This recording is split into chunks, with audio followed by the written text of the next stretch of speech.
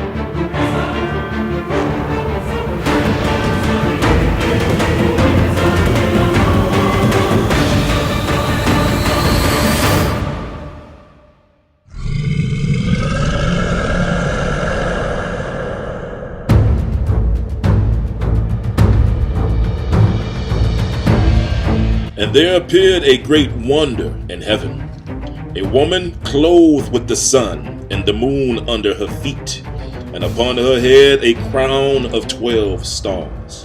And she being with child cried, travailing in birth, and pain to be delivered. And there appeared another wonder in heaven, and behold, a great red dragon,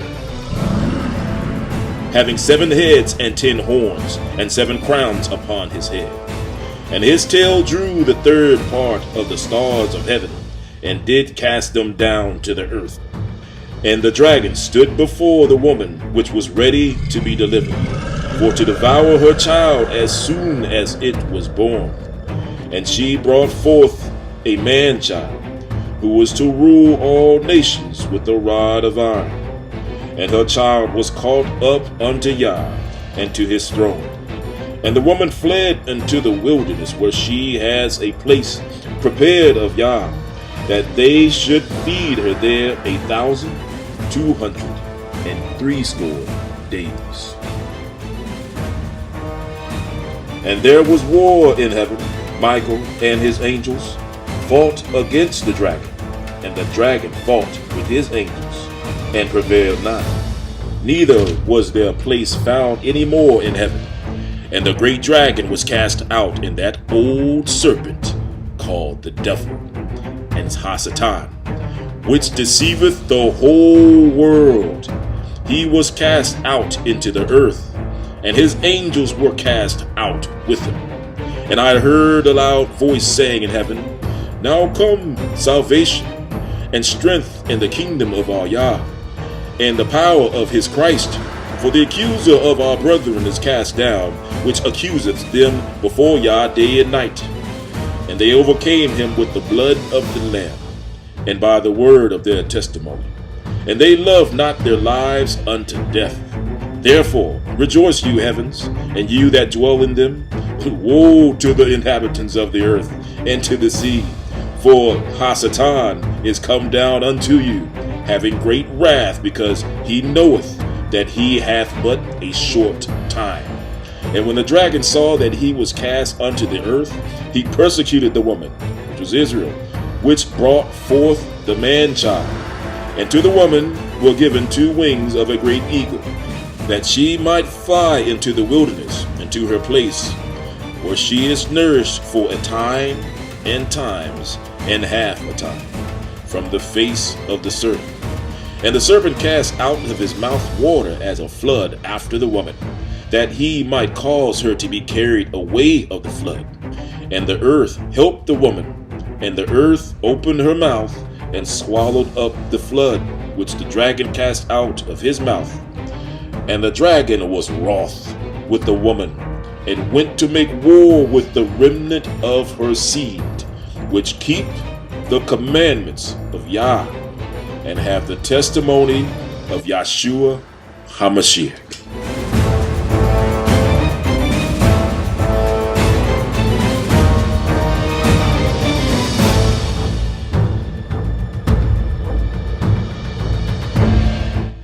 We note that the Bible calls the red dragon the devil. And we also note that this red dragon was the one who would attempt to kill Christ or Yahshua when he was born. Revelations chapter 12 verse 4 reads, "And his tail drew the third part of the stars of heaven, and did cast them to the earth. And the dragon stood before the woman, which was ready to be delivered, for to devour her child as soon as it was born."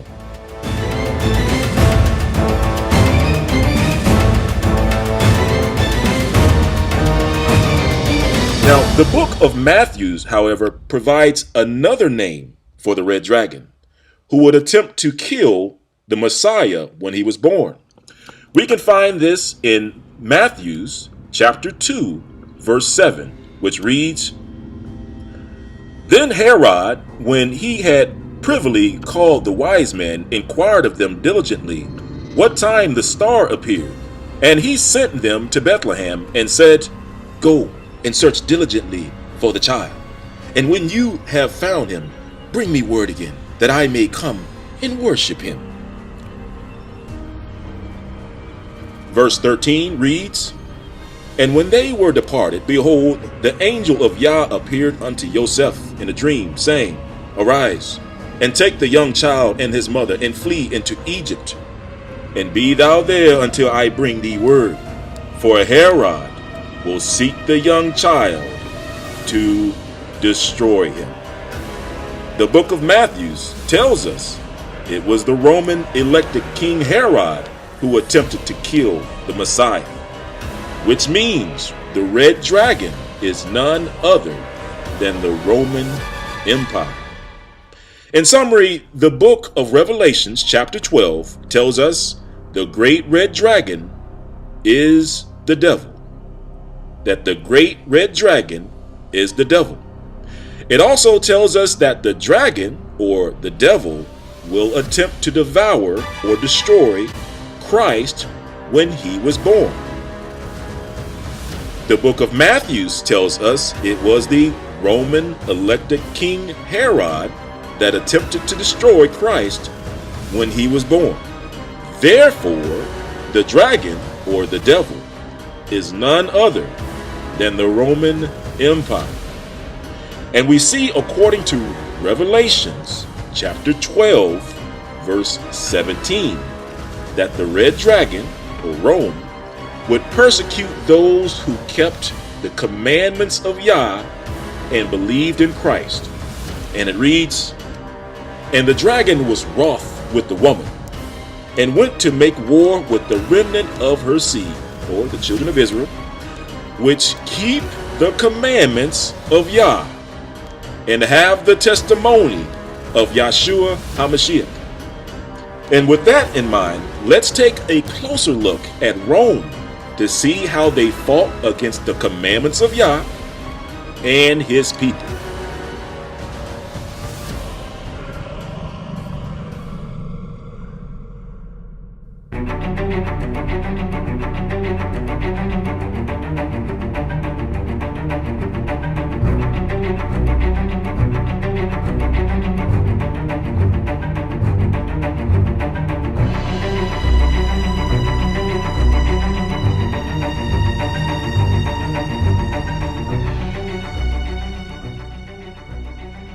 The Roman Emperor Constantine was the supreme leader of the Roman Empire, or the Red Dragon, and he commanded the legions of the Roman army. In the 4th century AD, the Emperor Constantine also declared himself head of the Christian church. He was called Pontifex Maximus, or high priest of the Christian church in 328 AD, as the following reference reads. And it reads, "In spite of his concessions to Christianity in the West and the East, and his evident devotion to that religion, Constantine remained the recognized head of paganism and held the title of Pontifex Maximus to the time of his death. Shortly after taking the reins of the Christian church, the Red Dragon wasted little time attempting to change or remove the laws, statutes, and commandments of the Most High Yah. For example, Emperor Constantine issued an edict to establish Sunday as the new Sabbath of the church instead of the seventh day, or what some people call Saturday, as the following reference reads. And it reads, "The rulers of the church from early times were prepared, should the occasion arise, to adopt or imitate or sanction the existing rites and customs of the populace, as well as the philosophy of the educated class. Thus, along with other adaptations, came the Venerable Day of the Sun, or Sunday. It was by gradual process that it supplanted the Sabbath," Sir William Domville wrote. Centuries of the Christian era passed away before Sunday was observed by the Christian church as a Sabbath. History does not furnish us with a single proof or indication that it was at any time so observed previous to the sabbatical edict of Constantine in AD 321.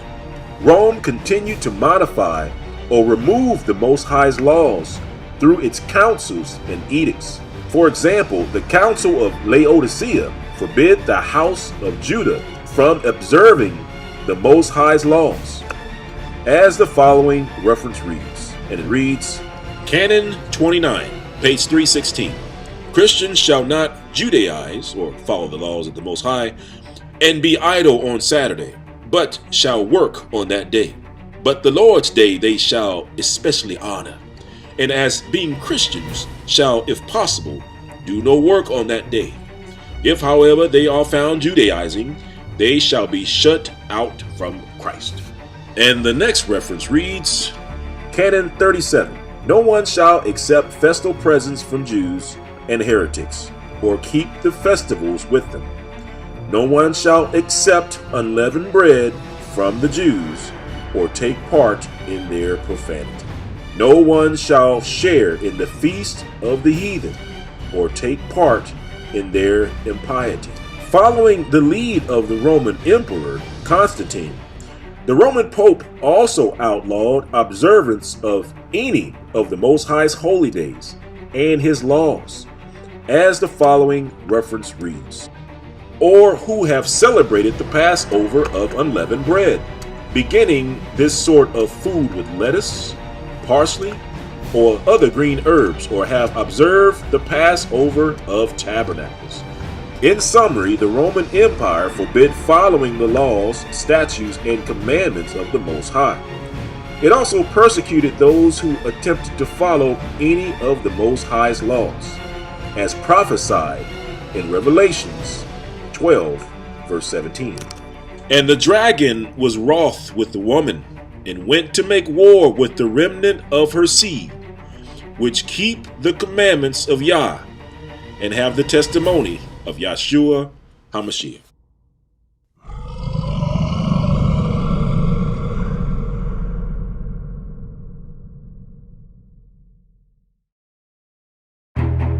And now, let's take a quick look at the description of the Jews. Were they white, or were they black?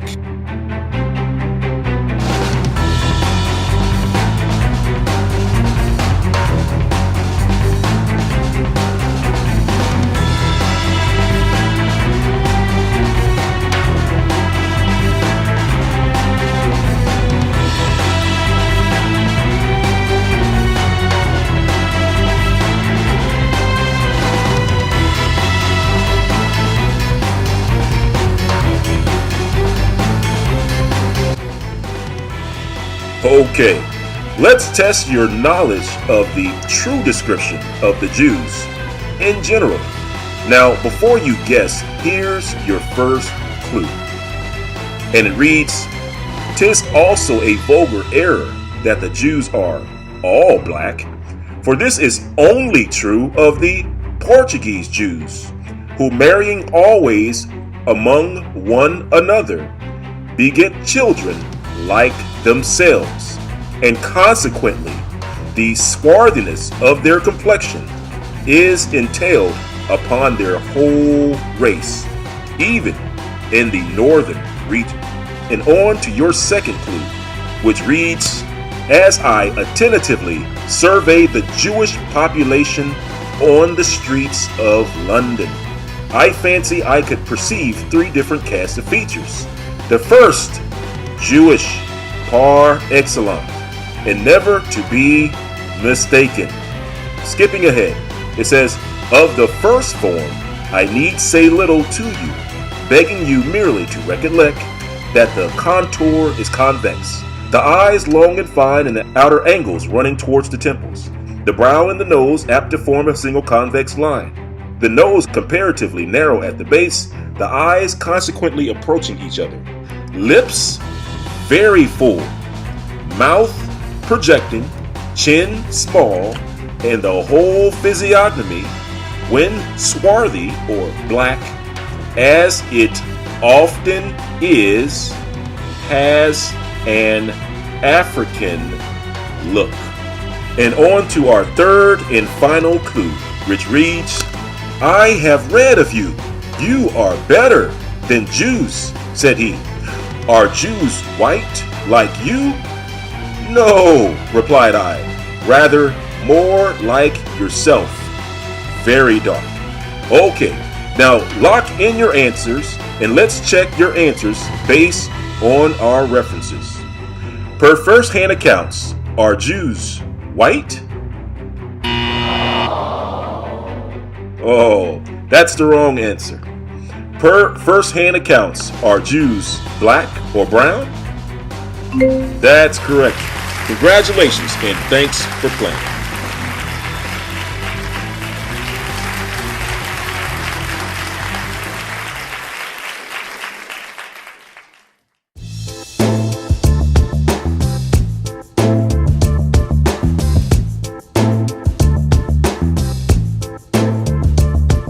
Okay, now for a quick review. So we learned that the red dragon is the Roman Empire. We learned that the red dragon is the Roman Empire. And then we learned that the red dragon sat at the head of the Christian church, beginning with the Roman Emperor Constantine. And as the head of the church, the Roman Emperor Constantine began to change or attempt to change the Most High's laws, beginning with the Sabbath day observance.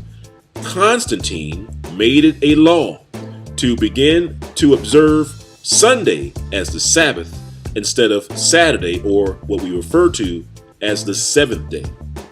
And then the red dragon outlawed the practice of the Most High's laws, or the observance of the Most High's laws. And we also took time to review references which show that the Jews are black. And we also learned that according to Revelations chapter 12, verse 17, that the red dragon, or the Roman Empire, would persecute those who would attempt to follow the laws, statutes, and commandments of the Most High Yah.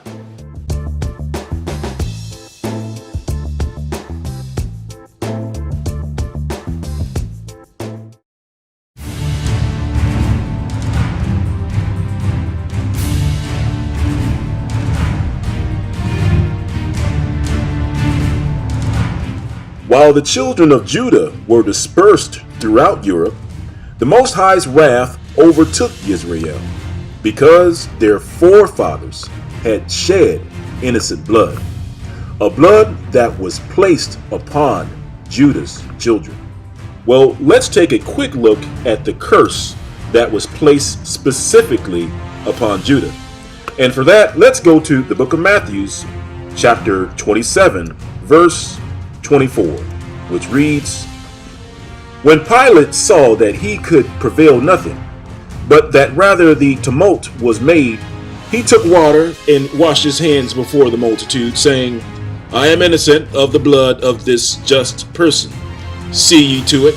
Then answered all the people and said, His blood be upon us and on our children. The forefathers of Judah had placed the blood of the Messiah upon their children. Let's take a look to see how the Most High feels about shedding innocent blood. And for that, let's go to Proverbs chapter 6, verse 16. And it reads, These 6 things doth Yah hate, yea, 7 are an abomination unto him: a proud look, a lying tongue, and hands that shed innocent blood. So as you can see, the Most High hates the shedding of innocent blood. And with that in mind, Christ foretold of the impending wrath upon the children of Judah in Luke chapter 21, verse 22, which reads, Then let them which are in Judea flee to the mountains, and let them which are in the midst of it depart out, and let not them that are in the countries enter into. For these be the days, plural, of vengeance, that all things that are written may be fulfilled. But woe unto them that are with child, and to them that give suck in those days. For there shall be great distress in the land of Israel, and wrath upon this people. Now notice that the wrath is upon a specific group of people. And you can find that in verse 21, where it says, Let them which are in Judea flee into the mountains. And it was Judah that lived in Judea. And Christ prophesied that wrath would be upon this people. And as we keep reading, it says, in verse 24, it says, And they shall fall by the edge of the sword, persecution, and shall be led away captive, slavery, into all nations. Not 1 or 2 nations, but into all nations. And Jerusalem shall be trodden down of the Gentiles until the time of the Gentiles be fulfilled. Now let's pause for a moment while we discuss verse 24. What group of people on the face of the earth has been led away captive or into slavery into all nations? There's only one group of people that have gone into slavery into all nations. This is a good description in identifying who the true children of Judah are today.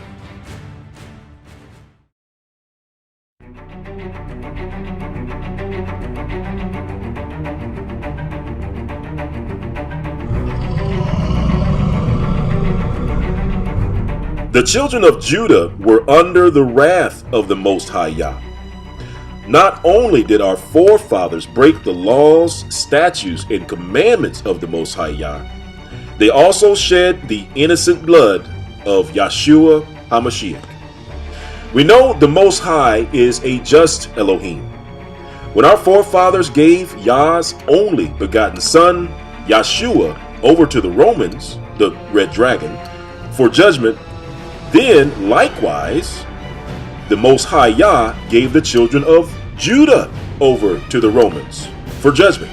Let's take a closer look at this judgment and wrath upon the children of Judah by the hand of the red dragon in Europe. And the following reference read, and it reads, King Chilperic, who observed that the Jews in Paris were numerous and affluent, resolved to use compulsory measures to induce them to abjure their religion.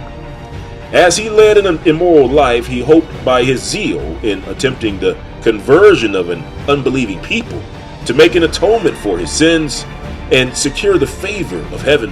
He therefore commanded that all who refused to receive baptism should be punished with the utmost rigor.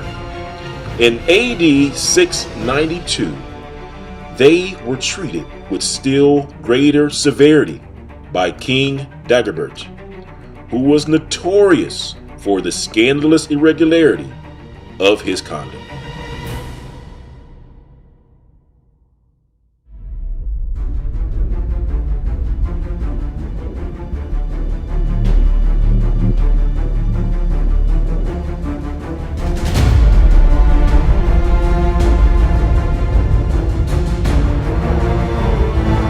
As time went on, the children of Judah were persecuted time and time again by the red dragon.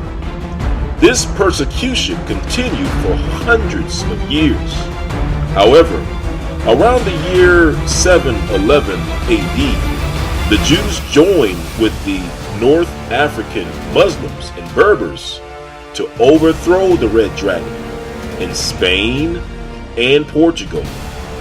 The conquest of Spain and Portugal was led by none other than a former Muslim slave by the name of Tariq ibn Ziyad.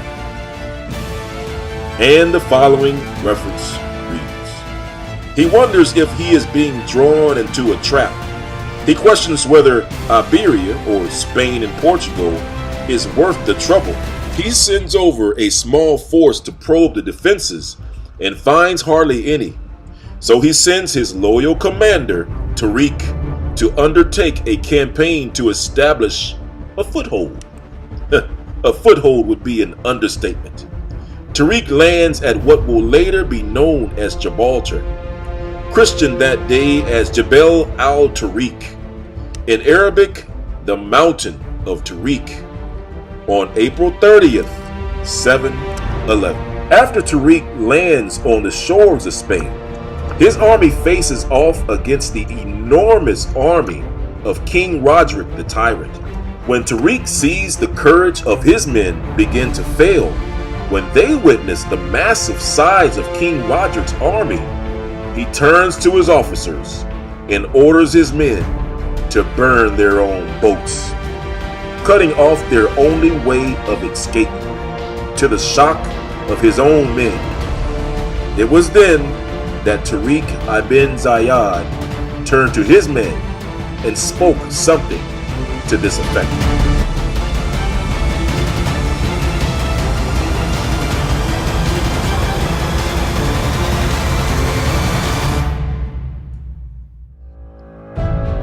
O my warriors, whither would you flee?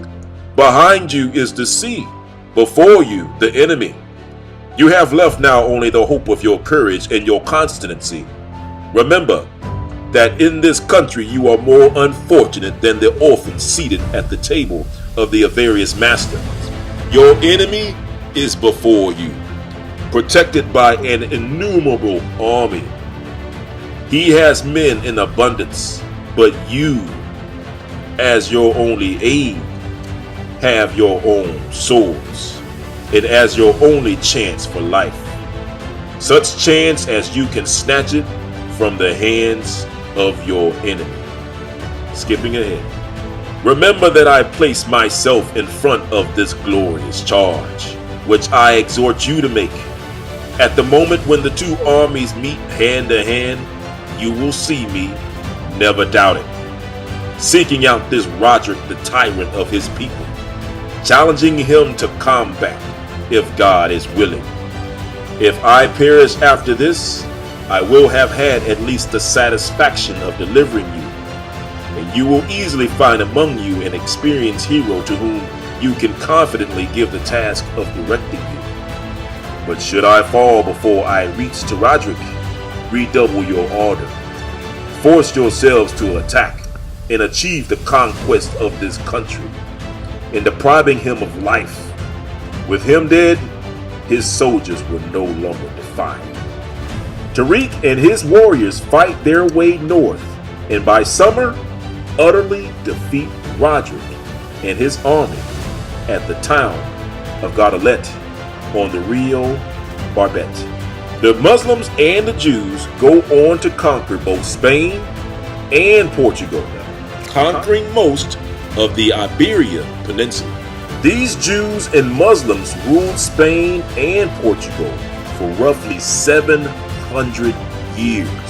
It was during this time Jews from around the region began to relocate into Spain and Portugal. Their numbers swelled. For a short time in Spain, the Jews prospered alongside their Muslim brothers.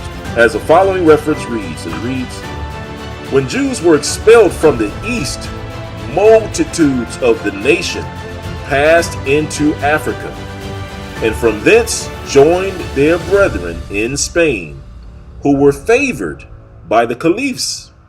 They had assisted the Saracens, or the Muslims, in the conquest of this kingdom, and gratitude as well as policy induced the victors to reward those who opened or secret aid they were so much indebted.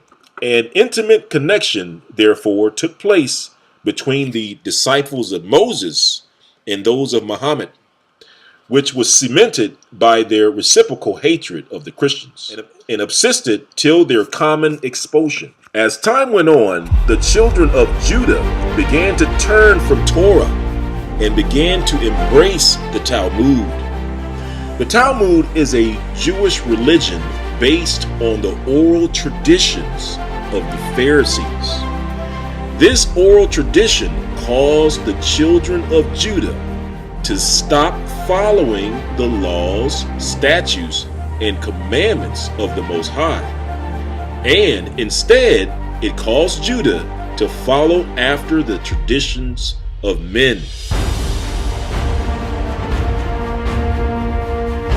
Yahshua warned Judah against following the traditions of men. In Mark chapter 7, verse 5 reads, Then the Pharisees and the scribes asked him, Why walk not thy disciples according to the traditions of the elders, but eat bread with unwashed hands? Verse 6, He answered and said unto them, Well hath Isaiah prophesied of you hypocrites, and as it is written, This people honor me with their lips, but their heart is far from me. Howbeit in vain do they worship me, teaching for doctrines the commandments of men, for laying aside the commandments of Yah. You hold the traditions of men, as the washing of pots and cups, and many other such like things you do. And he said unto them, Full well you reject the commandment of Yah, that you may keep your own tradition. So when the Jews abandoned the Most High's laws, statutes, and commandments, and instead follow after the traditions of men, they are placed under a curse, as the following reference reads. And it reads, But it shall come to pass, if thou wilt not hearken unto the voice of Yah thy Elohim, to observe to do all his commandments and his statutes, which I command thee this day, that all these curses shall come upon thee and overtake thee. And when the children of Judah was placed back under the curse, they were once again persecuted by none other than the red dragon, as the following reference reads.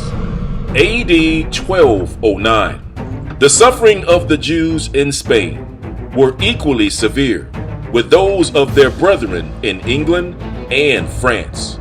At the commencement of the 13th century, the Bishop of Toledo, perceiving them to increase in number and wealth, excited the populace against them, and putting himself at their head, entered and plundered their houses and synagogues.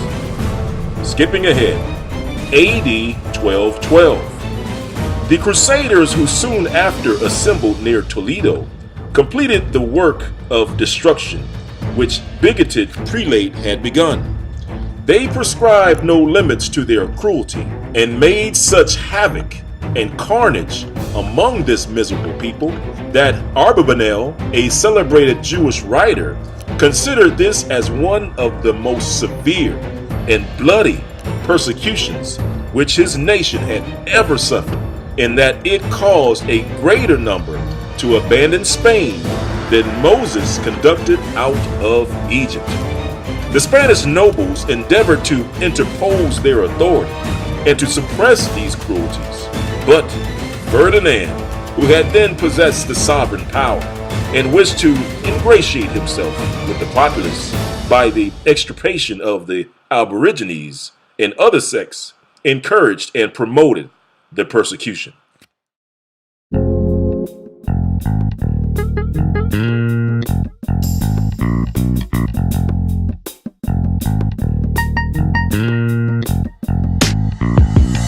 Okay, let's take a quick look at our timeline. Around 33 AD, the children of Judah had given Yeshua over to the Red Dragon to be killed by Roman crucifixion.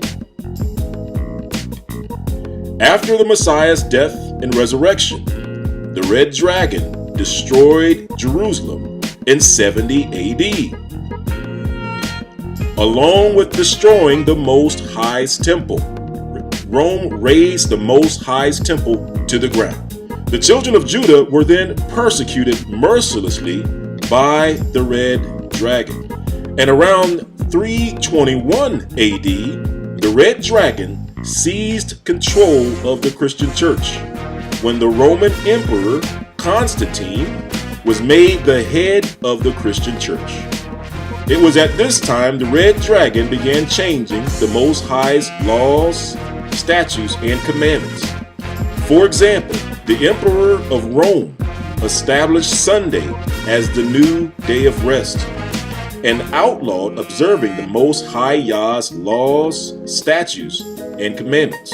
Around 711 AD, the Muslims, Saracens, and Jews conquered Spain and Portugal. Led by Commander Tariq ibn Ziyad, for a time the Jews lived peaceably with their Muslim brothers in Spain and Portugal. The children of Judah from around the region flooded into Spain and Portugal. However, as time passed on, the Talmud was introduced to the Jews of Spain and Portugal. This caused the children of Judah to follow after the traditions of men, instead of following after the laws, statutes, and commandments of the Most High Yah.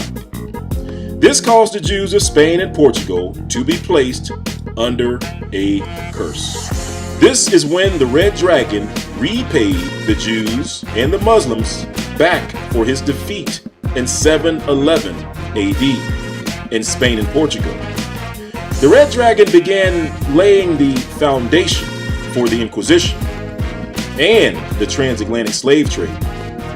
The Red Dragon issued a series of papal bulls and edicts or decrees that would raise the level of Judah's persecution to new heights for many years to come. These decrees and papal bulls would send the children of Judah to the four corners of the world as slaves. It would also kill the men and women of Judah who would not forfeit the Most High's laws, statutes, and commandments of the Most High Yah. And last but not least, these papal bulls would spread the Red Dragon's version of Christianity around the world. The Red Dragon would use its power to deceive the whole world. Let's take a closer look.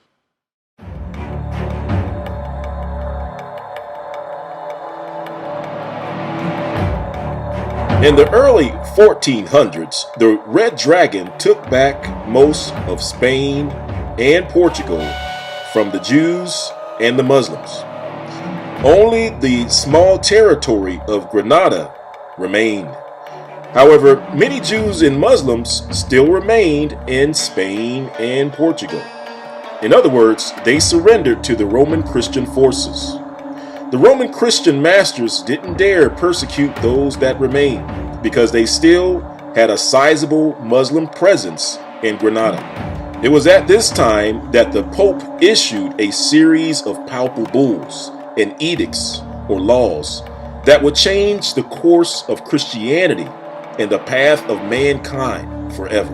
Let's take a closer look at the papal bulls called Dum Diversus and Romanus Pontifex.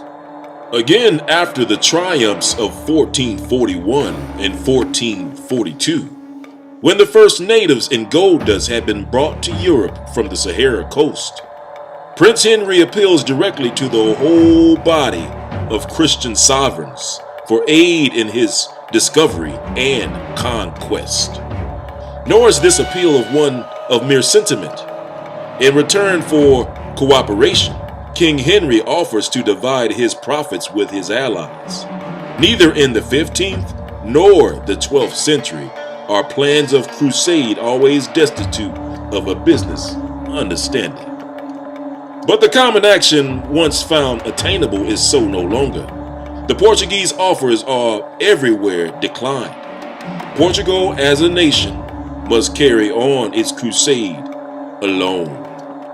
Though volunteers from other countries might flock to its standards, it is now, therefore, that the Prince sends his embassy to the Holy See, or the Pope, under Lopez de Azevedo, and obtains from the same Eugenius IV the celebrated bull of December 1442, granting the forgiveness of sin to all those engaged in the war against the Moors.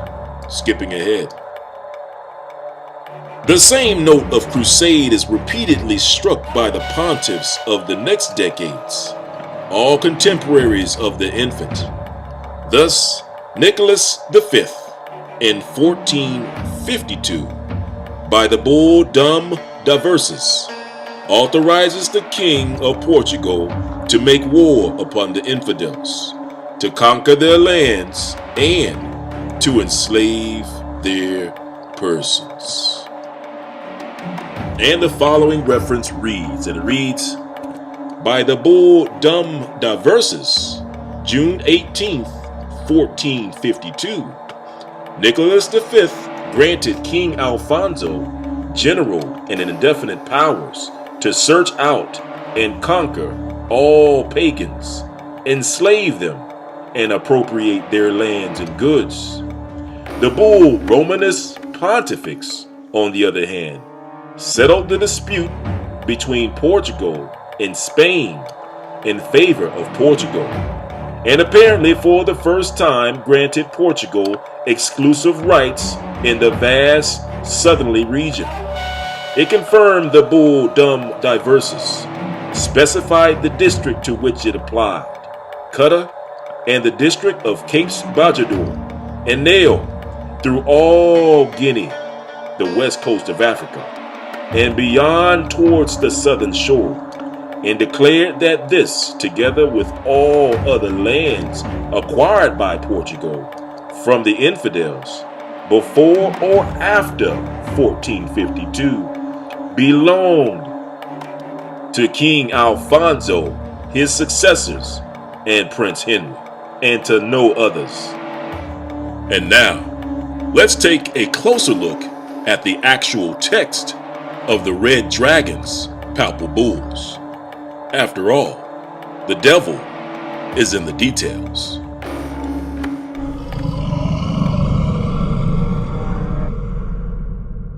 The papal bull begins by proclaiming the Pope to be the key bearer of the heavenly kingdom. He then goes on to declare himself the replacement of Christ. And last but not least, the Pope proclaims to be God on earth, as the following reference reads, but since we hold upon this earth the place of God Almighty. And the papal bull reads, the Roman pontiff, successor of the key bearer of the heavenly kingdom, and vicar or replacement of Jesus Christ. We note that Lucifer, or the devil, has beliefs identical to the Pope. in Isaiah chapter 14, verse 12, which reads, "How art thou fallen from heaven, O Lucifer, son of the morning? How art thou cut down to the ground, which didst weaken the nations? For thou sayest in thine heart, I will ascend into heaven. I will exalt my throne above the stars of God. I will sit also upon the mount of the congregation, in the sides of the north. I will ascend above the heights of the clouds. I will be like the Most High. Yet thou shalt be brought down to hell, to the sides of the pit." We see Lucifer's desire to be God, just like the Pope or the Red Dragon proclaims to be God Almighty on earth. The Pope's palpable bull gives away kingdoms such as West Africa and the New World to Portugal and Spain, and it reads, "To the tenors of these presents, decree and declare have pertained, and forever of right do belong and pertain to the aforesaid king, and to his successors, and to the infant, and that the right of conquest, which in the course of these letters we declare to be extended from the capes of Bajador and of Nail, as far as through all Guinea, which is the west coast of Africa, and beyond towards the southern shore, has belonged and pertained, and forever of right belongs and pertain to the said King Alfonso, his successors, and the infant, and not to any others." We note that the devil, or the Red Dragon, also believes he has the power to give away kingdoms to whomever he wishes.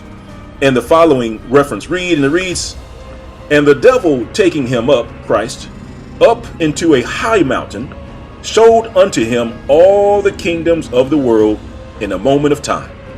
And the devil said unto him, All this power will I give you, and the glory of them, for that is delivered unto me, and to whomever I will give it. If you therefore will worship me, all shall be yours." And Yahshua answered and said unto him, "Get thee behind me, Ha-Satan, for it is written, Thou shalt worship Yah thy Elohim, and him alone shalt thou serve."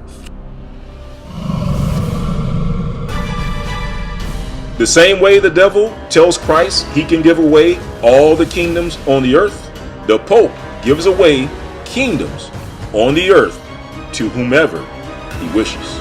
And continuing on through the bull, the Pope grants Portugal and Spain, and any nation they contract with, the ability to perpetually enslave Muslims and non-believers in the Catholic faith, such as the children of Judah.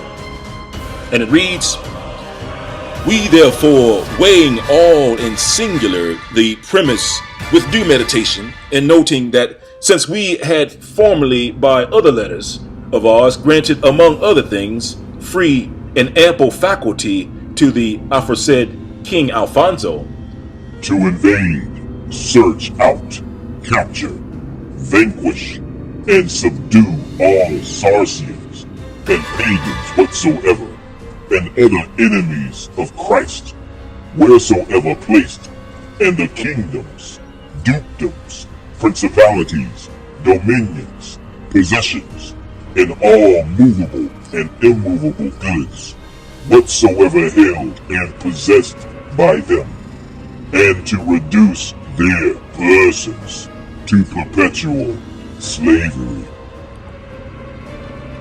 and to apply and appropriate to himself and his successors the kingdoms, dukedoms, countries, principalities, dominions, possessions, and goods, and to convert them to his and their use and profit."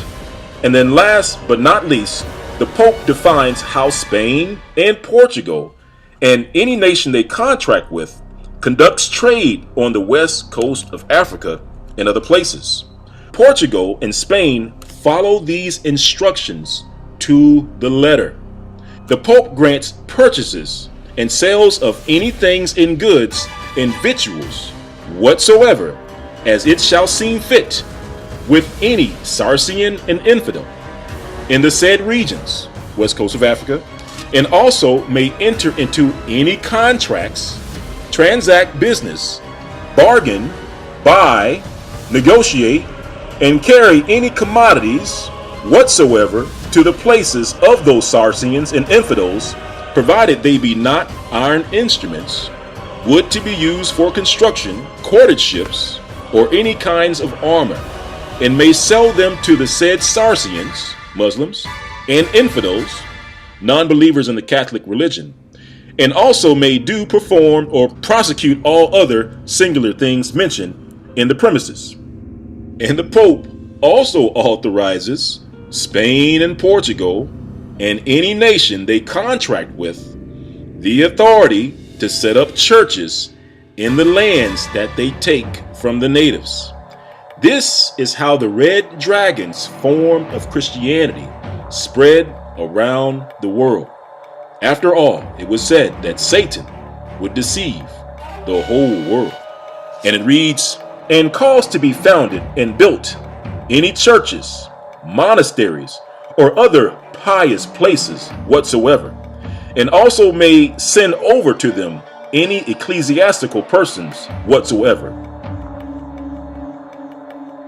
All right, well, let's read an example of how Spain and Portugal, along with other countries, used the Pope's papal bull to conquer the world, enslave the people, and spread the dragon's version of Christianity around the world.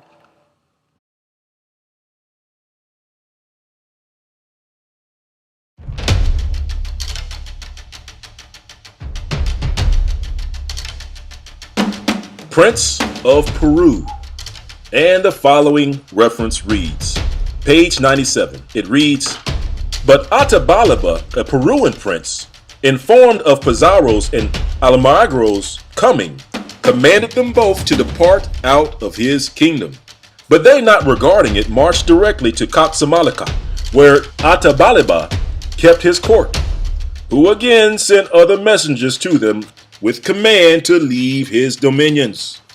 Pizarro made answer that he could not obey any commands but those of his emperor, who had ordered him to speak with the king himself at his own palace. Atabalaba, hearing Pizarro's resolve to come forward, sent him a pair of painted shoes and armlets, that he might put them on when he appeared before his throne. Captain Fernando Soto marched before with 20 horse, passing close on the flank of Atabalaba's army. The Indians, amazed at the prancing of their horses, retreated into their fortifications, but were for their cowardice immediately slain by the king's orders. Soto sent a message to Atabalaba that the Spaniards desired peaceably to treat with them, to which he received answer that no peace could be made unless they restored the gold and the silver to the owners, which they plundered from them, and forsook his territories, which so doing they should have audience the next day. Hereupon the bishop, Vincent de Villa Verdi, now note, it wasn't the captain that spoke with the king. Instead, it was the Roman bishop, the bishop of the Red Dragon. And let's continue, and it reads, was conducted into the royal palace in the city of Coxamalca, and brought before Atabalaba, who came thither in great state, with a guard of 25,000 men. He was carried on the shoulders of his prime nobles in a sedan about which hung garlands of gold and diverse colors of feathers. He himself was clothed with a white loose vest, without sleeves. His temples were bound with a red ribbon, and a long tassel on his left cheek. and on his forehead struck 3 curious feathers. Before him marched 300 of his life guard, all in one livery, who cleared the way through which the king was to pass. The before mentioned bishop carried in one hand a cross, and in the other a Bible, discoursing with the king to this effect: that God is the Trinity, Adam the first man, Christ born of a virgin, died on the cross, the Pope, God's vicegerent. Now note that vicegerent means that the bishop is saying that the Pope is God's representation on earth. In other words, the bishop is saying that the Pope is God. And as we continue reading, it says, who according to the power he had from heaven had given Peru to the Emperor Charles, as also all other countries in America.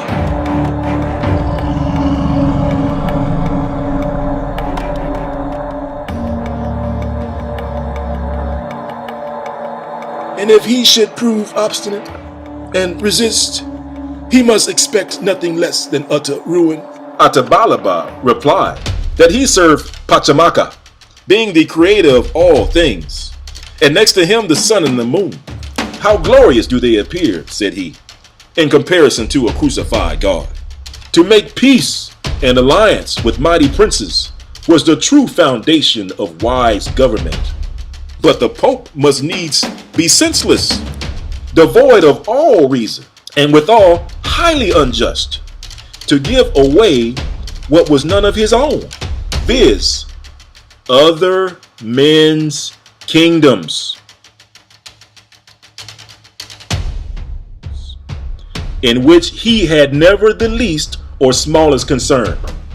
Moreover, he would not desert the religion which he and his ancestors had maintained so many years, because there was no apparent sufficient testimony of the truth of Christianity. The latter clause was thus answered, saying, this book, O king, which I hold in my hand, proves and declares all that you question. Atabala looked upon it, turned it over leaf by leaf, then looked more intently upon the print, which done, he clapped it to either ear, and at last, as altogether unsatisfied, in disdainful manner, threw it away.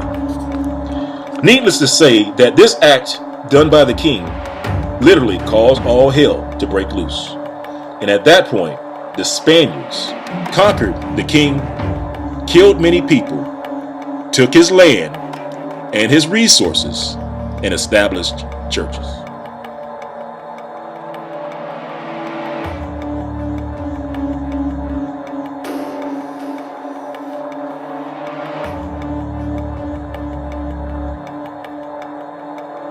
All right, well, let's review what we've learned so far about the papal bulls and the Pope.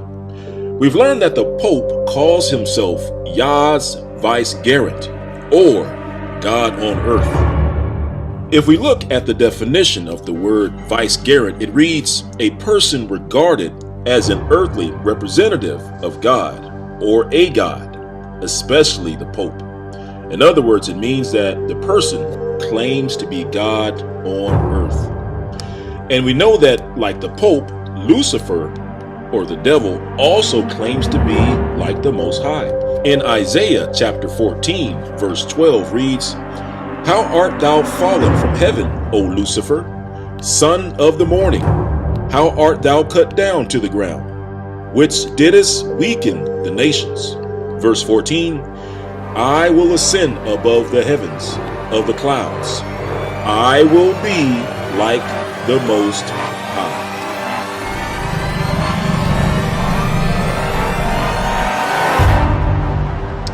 And also, the book of Thessalonians speaks of the one who would claim to be God in the last days.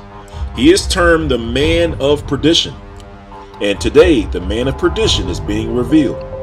In 2 Thessalonians chapter 2, verse 3 reads, let no man deceive you by any means, for that day shall not come except there be a falling away first, and that man of sin be revealed, the son of perdition, who opposeth and exalteth himself above all that is called God, or that is worshipped, and that he as God sitteth in the temple of God, showing himself that he is God. So we see that the Pope views himself as God on earth. And we also see that the Pope calls himself the replacement of Yeshua, or the vicar of Christ. And for that, let's take a look at Matthew chapter 24, verse 5 reads, "For many shall come in my name, saying, I am Christ, and shall deceive many." So we see that Christ warns us not to follow after those that would claim to be Christ. And next we learn that the Pope believes that he was given authority to give away kingdoms on earth to whomever he wishes, which includes people and resources. We read how the devil, like the Pope, also believed that he was given power to give away all the kingdoms of the earth. His only requirement was that he be worshipped. We can find that in the book of Luke, chapter 4, verse 5, which reads, "And the devil, taking him up into a high mountain, show unto him all the kingdoms of the world in a moment of time. And the devil said unto him, All this power will I give thee, and the glory of them, for that is delivered unto me, and to whomever I will give it." And then next we learn that the Pope established the transatlantic slave trade and the rules governing the transatlantic slave trade. The Pope defined the type of slavery that was authorized, which was perpetual slavery. He also defined the terms of the trade, what things could be traded and what things could not be traded, and with whom and where. And then next we learn that the Pope outlawed the Most High's holy days and his laws, along with making war against those who would keep the laws, statutes, and commandments of the Most High Yah and have faith in Christ. We read in Revelations 12 that it is the red dragon who persecutes those who follow the commandments of Yah. In other words, the red dragon, or the devil, or the Pope, or Rome, would fight against those who attempt to keep the laws, statutes, and commandments of the Most High Yah. And Revelations chapter 12 verse 17 reads, "And the dragon was wroth with the woman, and went to make war with the remnant of her seed, which keep the commandments of Yah, and have the testimony of Christ." And then we didn't cover this in the video. However, it is important to know that the Pope's title equals 666, the Vicar of Christ, which is also the number of Satan. And then last but not least, the Pope gave instructions to establish churches in the lands taken from the natives. And for that, let's take a look at a map which shows some of the lands and kingdoms that were conquered by Spain alone, who followed the orders of the Pope. In these lands, the Spanish killed and conquered the people. They took their land, they implemented slavery, and set up churches where they took over, according to the orders that were written in the Papal Bull. Portugal and other countries also followed the Pope's orders. This is how the Red Dragon's version of Christianity spread around the world. You may be wondering, what is the Red Dragon's version of Christianity? Well, it's simply Christianity that follows the practices of the Red Dragon. For example, we know the Roman Emperor Constantine created the Sunday law, which changed the Sabbath to Sunday, or attempted to change the Sabbath to Sunday. Therefore, the Red Dragon's Church follows Emperor Constantine's Sunday law. And we know the Roman Pope outlawed the Most High's holy days and commandments, and even persecuted those who did so. Therefore, the Red Dragon's Church bans the practice of the Most High's holy days, his commandments, and his laws. And we know Rome introduced pagan holy days, such as Christmas and Easter. The Red Dragon's Church observes pagan holy days, such as Christmas and Easter. And some may be surprised to know that the Red Dragon's Church, it even has specific building design. For example, the Pope tends to incorporate obelisk within its building design. And likewise, the Red Dragon's Church incorporates obelisk within its design, often included in the form of a spire at the top of the church. We never stop to ask why our churches have obelisks or spires at the top, like the Pope. We also never stop to ask why our churches have Roman or Babylonian pulpits, which is used by the Pope. Have you ever wondered why none of the apostles use pulpits? However, churches today have pulpits, like the Pope. And we also never ask why these pulpits in our churches have oversized chairs for our pastors, like the Pope. The Pope uses oversized chairs in his pulpits. And of course, none of the apostles used oversized chairs within the scriptures. This too is a trait of the Red Dragon's Church. You see, part of the awakening taking place today is simply questioning why we do things not found in the Bible or the scriptures. It's when we research these practices, we find it was introduced by the Red Dragon. You see, Satan has indeed deceived the whole world.